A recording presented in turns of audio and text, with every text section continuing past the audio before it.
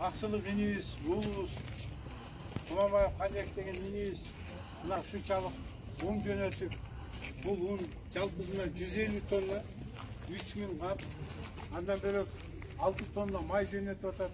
Буга чейин да коньяк un алып келген, май алып келген, маска алып келген, атайын кийим алып келген. Уулду чоңойткон элдин бактысы ушул. Уулду чоңойткон элдин, ата-эненин, ага туугандын бактысы ушул. Кыйынчылык болгон мезгилде чоңойткон уулубуз келип, жакшы сөзүн айтып, колунан келген керегин алып келип кетсе дагы бул чоң дөөлөт.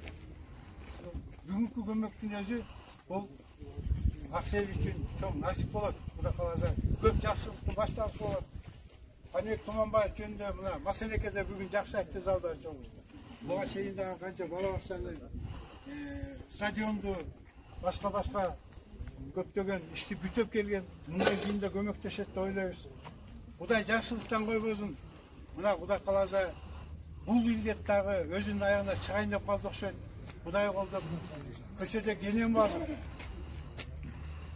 Качан бүтөт, эмне кылабыз деп ойлонбой, мындай аманчылыктан жолуккан күндү Кудайым насип кылсын.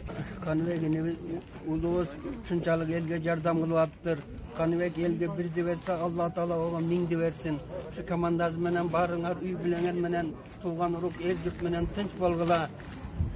Ушуну көргөн Акселинин чыган балдары ham көп биде. Ошолор ham ушу Каныбекке окшоп элге жардам кылсын, элдин патасын алсын.